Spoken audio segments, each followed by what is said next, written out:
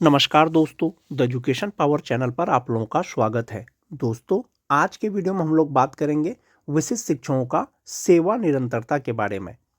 अभी तक जो विशिष्ट शिक्षक हैं दोस्तों या विद्यालय अध्यापक हैं, जो एक पत्र जारी हुआ है दोस्तों पूर्व की सेवा की गणना के रिगार्डिंग, अभी भी कन्फ्यूजन है कि ये जो सेवा निरंतरता है या पहले का जो सेवा का गणना किया जा रहा है, तो पहले का सेवा का गणना या सेवा निरंतरता क्या सभी शिक्षकों को मिलेगा? अभी भी एक संशय बना हुआ है दोस्तों शिक्षकों में। इसी के बारे में चर्चा करेंगे आज के वीडियो में।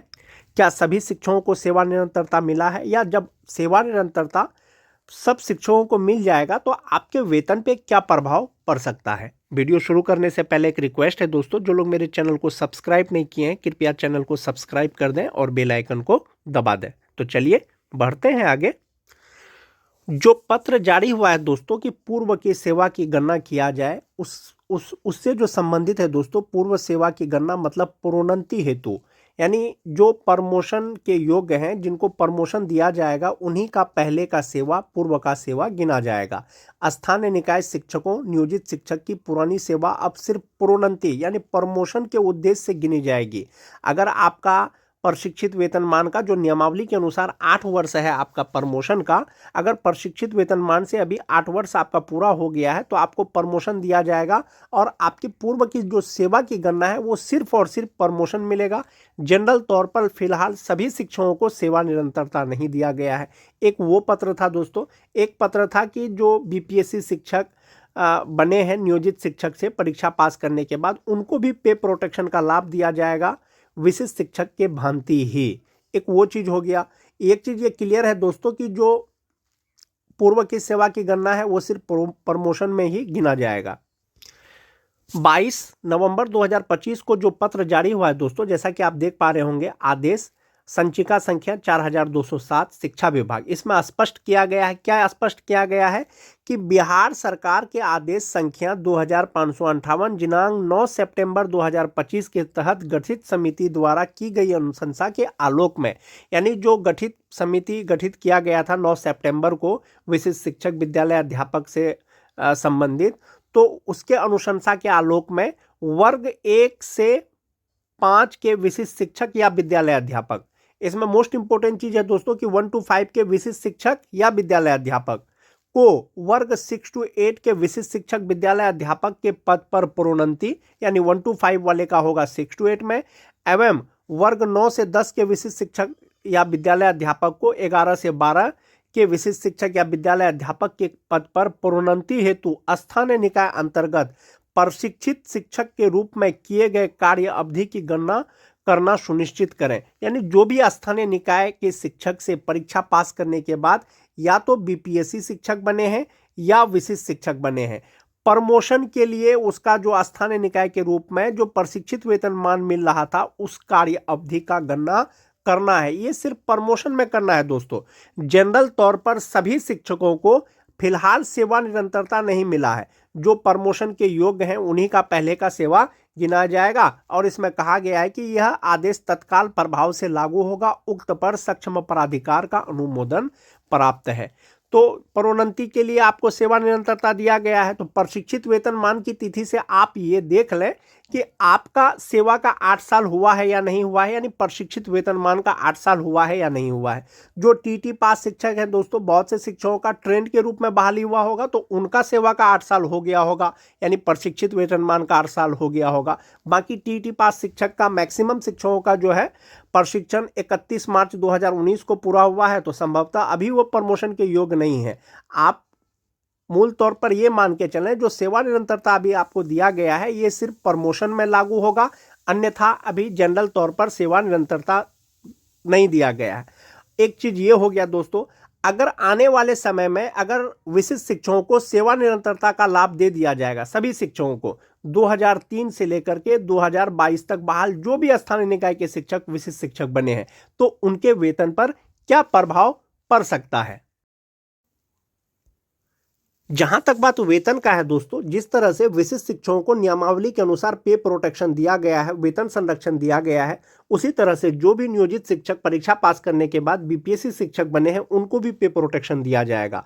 जो पे प्रोटेक्शन का चार्ट होगा दोस्तों, पे मैट्रिक्स होगा 1 to 5 का या 6 to 8 का, वो इसी चार्ट के द्वारा ही होगा, चाहे वो 1 to 5 हो चाहे वो 6 to 8 हो। 2003 के बहुत सारे शिक्षक परीक्षा पास करने के बाद टीआरई 1 में जो है बीपीएससी शिक्षक बन गए थे 1 to 5 के, तो उनको एक इंक्रीमेंट के साथ में 26,250 रुपया उनका बेसिक पे हो रहा था। आदेशानुसार अब उनको भी पे प्रोटेक्शन मिलेगा, तो पे प्रोटेक्शन मिलेगा तो उस समय उसका जो बेसिक पे था वो 31,340 रुपया दिसंबर में होता, तो 31,670 रुपया उसका जनवरी में हो जाएगा। जुलाई में एक इंक्रीमेंट होने के बाद 32,620 रुपया हो जाएगा। ये 2003 के। जो 2010 के हैं, जो बहुत सारे टीटी पास शिक्षक टीआरई 1 परीक्षा पास करने के बाद या टीआरई 2 परीक्षा पास करने के बाद या टीआरई 3 परीक्षा पास करने के बाद विशिष्ट शिक्षक बन गए थे, साथ ही साथ बहुत लोग बीपीएससी शिक्षक बन गए थे। तो अब जो उनका पे प्रोटेक्शन होगा, तो जिस प्रकार से विशिष्ट शिक्षकों का पे प्रोटेक्शन के अनुसार जो है वेतन निर्धारण हुआ है, उसी तरह से बीपीएससी शिक्षकों का भी वेतन निर्धारण होगा। सेम बेसिक पे होगा दोस्तों। जो 2003 के हैं 32,620 रुपया हो जाएगा। जो टीटी पास है 28,140 रुपया हो जाएगा। जो छठा फेज वाले हैं 25,750 तो है ही। इसी प्रकार से दोस्तों पे पैट्रिक्स के अनुसार जो है उनका भी वेतन निर्धारण किया जाएगा पे प्रोटेक्शन के अनुसार। एक ये चीज हो गया दोस्तों। अब एक चीज आता है कि जब प्रमोशन हो जाएगा अलग अलग शिक्षकों का, चाहे वो बीपीएससी पास हो चाहे वो विशिष्ट शिक्षक हो, तो प्रमोशन के बाद कितना वेतन होगा, ग्रॉस सैलरी या इनहैंड सैलरी। प्रमोशन के बाद जो वेतन होगा दोस्तों, आप इस प्रकार से उसको कैलकुलेट कर सकते हैं। जो नियोजित शिक्षक हैं या विशिष्ट शिक्षक हैं या विद्यालय अध्यापक हैं, हम लोग जो बेसिक पे का बात करेंगे वो 2026 के अनुसार करेंगे। जो नियोजित शिक्षक हैं 2025 में उनका बेसिक पे 31,340 रुपया था, 2026 जनवरी में 32,290 रुपया हो जाएगा। इसमें 58% डीए एचआरए मेडिकल लगा करके जो ग्रॉस सैलरी होगा 55,433 रुपया होगा। इसमें से 3,600 रुपया उसका ईपीएफ अकाउंट में जमा होगा। इनहैंड सैलरी 51,833 रुपया होगा जो नियोजित शिक्षक है। चूंकि नियोजित शिक्षकों का भी प्रमोशन का प्रक्रिया चल रहा है, उनको भी प्रमोशन दिया जाएगा आदेशानुसार।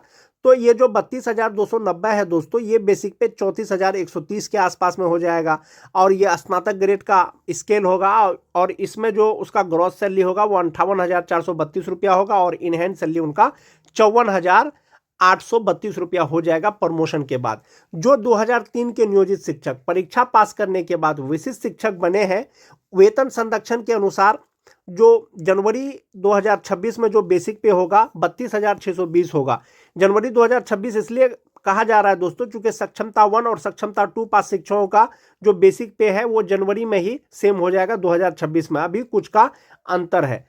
तो 32,620 रुपया जो होगा, तो इसमें 58% डीए, 5% एचआरए मेडिकल लगा करके 12,370 रुपया उसका एनपीएस अकाउंट में जमा होगा। ग्रॉस सैलरी उनका 61,357 रुपया होगा, लेकिन इनहैंड सैलरी उनका 48,987 रुपया होगा। इंडेक्स 3 के अनुसार जब उनका प्रमोशन होगा, तो प्रमोशन जो होगा तो ये 32,620 रुपया, ये 36,530 के बराबर आ जाएगा स्नातक ग्रेड का। और इसमें जब आप 58% डीए लगाएंगे, 5% एचआरए लगाएंगे, 1,000 मेडिकल लगाएंगे, तो ग्रॉस सैलरी होगा उनका 68,594 रुपया।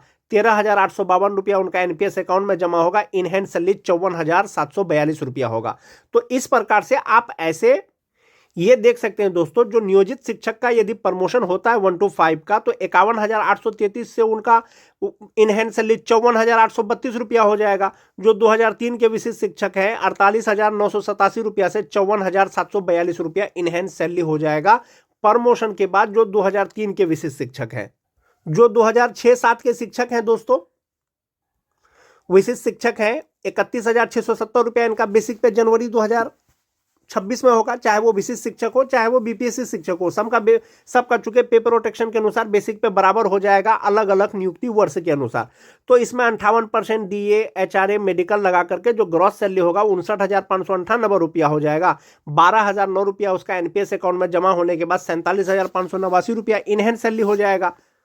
यदि उनको प्रमोशन मिलेगा तो ये 31,670 रुपया जो है वो 35,470 रुपया के बराबर हो जाएगा। इसमें 58% डीए, 5% एचआरए मेडिकल लगा करके जो ग्रॉस सैलरी होगा वो रुपया होगा। 13,450 रुपया इनका एनपीएस अकाउंट में जमा होगा। इनहैंड सैलरी होगा 53,180 रुपया। तो आपको प्रमोशन के बाद ये सैलरी डिफरेंस दिख रहा होगा दोस्तों। जो 2006-07 के शिक्षक हैं 47,000 से 53,000 रुपया मिलेगा।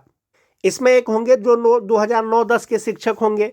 तो 9-10 के जो शिक्षक होंगे तो जनवरी 2026 में उनका बेसिक पे 30,750 रुपया होगा। जो 9-10 के शिक्षक या तो विशिष्ट शिक्षक बने हैं या तो बीपीएससी शिक्षक बने हैं। 58% डीए, 5% एचआरए, 1,000 रुपया मेडिकल लगा करके जो ग्रॉस सैलरी होगा 57,894 रुपया होगा। 11,660 रुपया उनका एनपीएस अकाउंट में जमा होगा। इनहैंड सैलरी 46,234 रुपया हो जाएगा। जब प्रमोशन मिल जाएगा तो ये 30,750 रुपया 34,440 रुपया हो जाएगा। इसमें 58% डीए, 5% एचआरए, मेडिकल लगा करके जो ग्रॉस सैलरी होगा तो 64,725 रुपया होगा। इसमें से 13,060 रुपया एनपीएस अकाउंट में जमा होगा। इनहैंड सैलरी 51,665 रुपया होगा।